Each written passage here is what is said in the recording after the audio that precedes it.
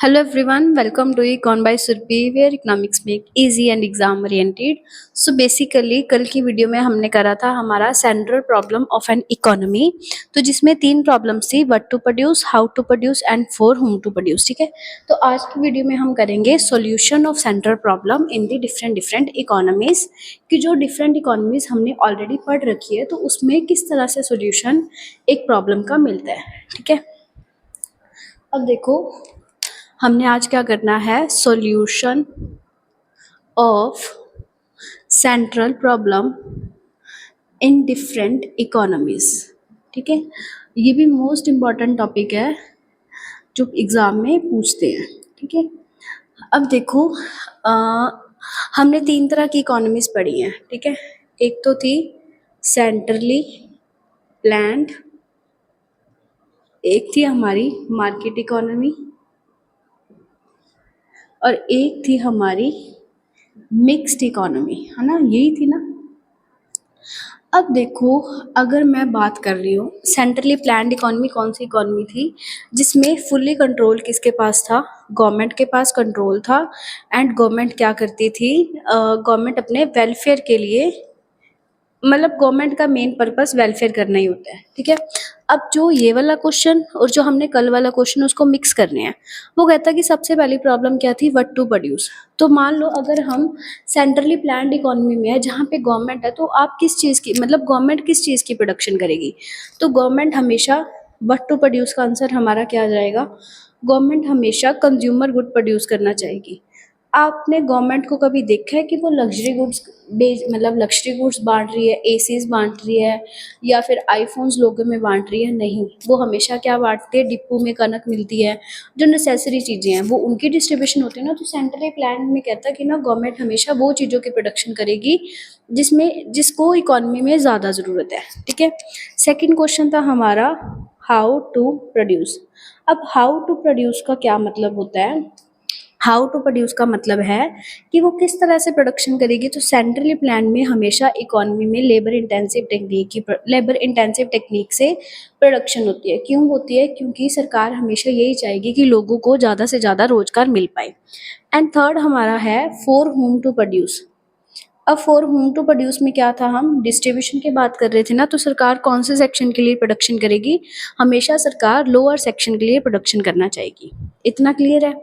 अब देखो market economy कौन सी इकोनॉमी थी, जहाँ पे सारा कंट्रोल किसके पास था, हमारा प्राइवेट के पास सारा कंट्रोल था. और प्राइवेट क्या चाहेगा, हमेशा उसका प्रॉफिट मैक्सिमम से मैक्सिमम हो.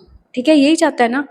अब पहला क्वेश्चन था व्हाट टू प्रोड्यूस, वो किस चीज़ की प्रोडक्शन बनाएगी, जिसकी डिमांड ज़्यादा हो या फिर जिसमें प्रॉफिट मैक्सिमम से मैक्सिमम हो. तो प्राइवेट बंदा तो हमेशा यही चाहेगा ना कि उसका प्रॉफिट ज़्यादा होना चाहिए. सेकंड है कि वो किस तरह से प्रोड्यूस करेगी. हाउ टू प्रोड्यूस का मतलब है कौन सी टेक्निक लगाएगी, लेबर इंटेंसिव लगाएगी या फिर कैपिटल इंटेंसिव लगाएगी. तो इसमें क्या लगाएगी वो, सरकार हमेशा वो प्राइवेट पर्सन वो टेक्निक लगाना चाहेगा जिसमें उसकी कॉस्ट मिनिमम से मिनिमम हो, मतलब कि उसका खर्चा कम से कम हो. वो उस चीज़ की प्रोडक्शन करना, मतलब उस टेक्निक से प्रोडक्शन करना चाहेगी. And for whom to produce, कौन से सेक्शन के लिए प्रोडक्शन करना चाहेगी, जो उसको प्राइजेस ज़्यादा दे पाए, क्योंकि जब प्राइजेस ज़्यादा आएंगे तभी उसका प्रॉफिट ज़्यादा हो सकता है ना. तो इसके ये तीन आंसर आ गए. एंड मिक्स्ड इकोनॉमी कौन सी इकोनॉमी थी, जिसमें दोनों इकट्ठे काम करते हैं, मतलब कि मार्केट इकोनॉमी भी काम करती है और सेंट्रली प्लान भी काम करती है और हमारी मार्केट इकोनॉमी भी काम करती है. तो इसमें वो क्या कहेगा, इसमें दोनों चीज़ें साइमल्टेनियसली चलेगी. मतलब कि व्हाट टू प्रोड्यूस, कौन सी गुड प्रोड्यूस करोगे, कि अगर वो सरकारी है मतलब गवर्नमेंट है तो वहाँ पे वेलफेयर वाली चीज़ें प्रोड्यूस होगी, और अगर प्राइवेट है तो प्रॉफिट वाली चीज़ें प्रोड्यूस करेगा. कैसे प्रोड्यूस होगी, गवर्नमेंट चाहेगी लोगों को एम्प्लॉयमेंट मिले, मतलब लेबर इंटेंसिव से चीज़ें बनाएगी. एंड जो कैपिटल वाले चाहेंगे कि जहाँ पे उसकी कॉस्ट मिनिमम हो, मतलब दोनों साइमल्टेनियसली चलाएंगे. आई होप आपको समझ आ रहा होगा. अगर आपको ये दोनों चीज़ें समझ आ गई ना, सेंट्रली प्लान्ड एंड मार्केट, तो मिक्स्ड इकोनॉमी भी अच्छे से समझ आ जाएगा. ठीक है, आई होप आपको इतना क्लियर होगा. नेक्स्ट आप एक छोटा सा टॉपिक और करते हैं, पीपीसी, मोस्ट मोस्ट ही इम्पॉर्टेंट टॉपिक है, आपको ये हमेशा हमेशा देखने को मिलेगा एंड पेपर में आता भी बहुत है। पीपीसी ही डिटेल में करेंगे एंड जो बच्चे मेरा पेड कोर्स लेने में इंटरेस्टेड है तो आप या तो मैं नंबर दे दूंगी, उस पर डीएम कर लेना या फिर आप मेरे को कमेंट सेक्शन में कमेंट कर देना।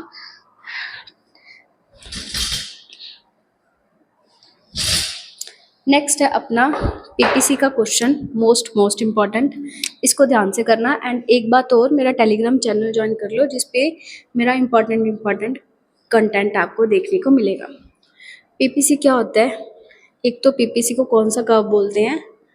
फ्रंटियर कर्व बोलते हैं, ठीक है। Good 1, good 2। पीपीसी एक वो कर्व है जो दो कॉम्बिनेशंस को दिखाता है, दो कॉम्बिनेशन नहीं सॉरी, डिफरेंट कॉम्बिनेशन दिखाता है दो गुड्स के, जो एक प्रोड्यूसर प्रोड्यूस कर सकता है with the help of constant technology या फिर लेबर के साथ। दोबारा सुनो, पीपीसी एक कर्व है, ठीक है, जो दो गुड्स की प्रोडक्शन को शो करता है, उसके डिफरेंट कॉम्बिनेशंस को शो करता है, जो एक प्रोड्यूसर प्रोड्यूस कर सकता है with the help of limited resources and given technology, ठीक है।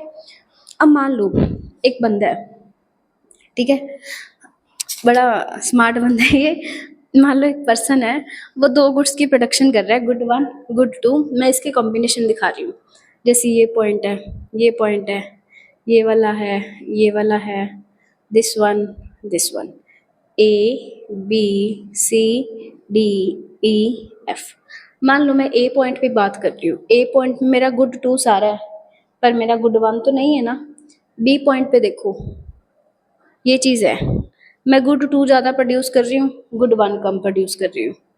पॉइंट सी पे देखो, मैंने गुड 2 और कम कर दिया, गुड सी और बढ़ा दिया। तो वो कहता है कि अलग अलग जो कॉम्बिनेशन शो करते हैं ना, उसको आप पीपीसी बोलते हैं। मैं आपको एक और छोटी सी इजी बना के दिखाती हूँ, 2-3 पॉइंट ही बना लो, रुको ऐसे करके देख लो। जैसे कि ये चीज़ है,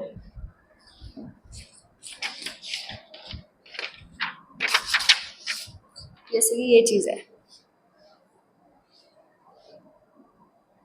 good 1 good 2 point A, point B, point C, point D. मैंने थोड़े खुले खुले बना दिए।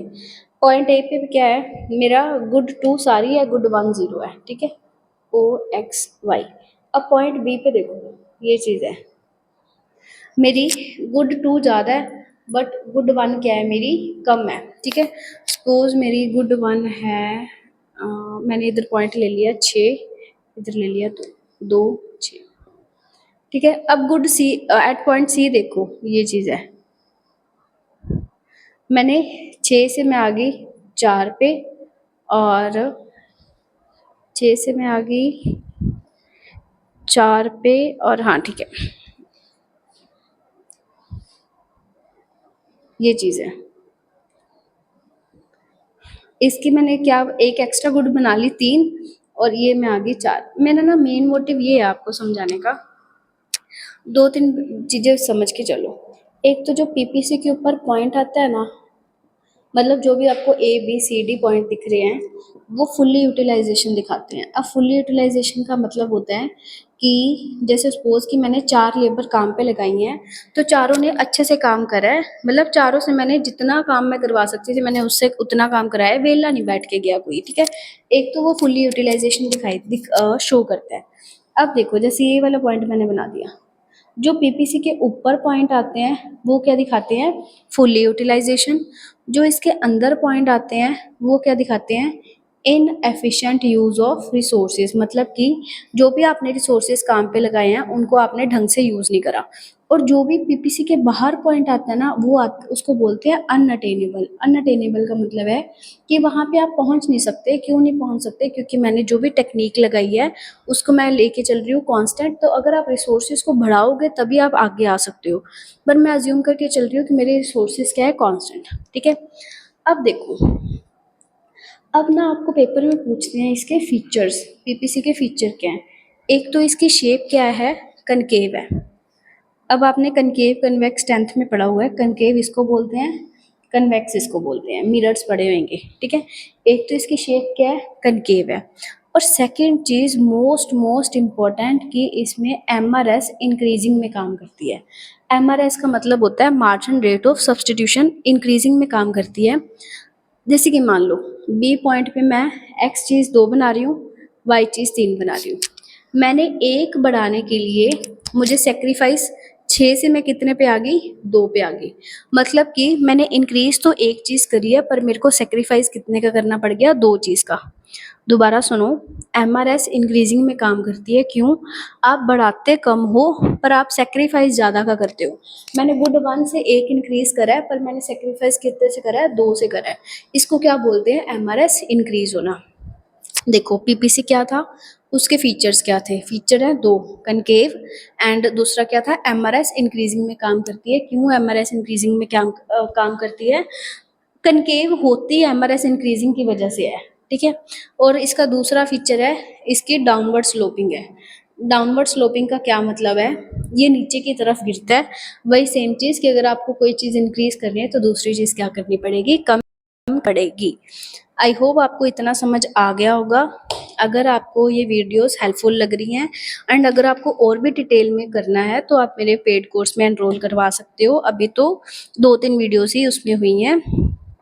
अगर आपको यहाँ भी कोई डाउट है तो कमेंट सेक्शन में कर देना। डेली आपके लिए वीडियोस आएंगी, छोटी छोटी वीडियोस रहेंगी जिसमें आपको अच्छे से जितना भी कंसेप्ट कर रहे हो वो अच्छे से देखने को मिलेगा। मिलते हैं नेक्स्ट वीडियो में, तब तक कीप लर्निंग, कीप शेयरिंग। अगर आपको अच्छी लग रही हैं तो एक अच्छा सा कमेंट भी कर दिया करो सो दैट कि अगला बंदा भी मोटिवेट रहे, ठीक है। तो मिलते हैं नेक्स्ट वीडियो में, तब तक के लिए keep learning and keep sharing.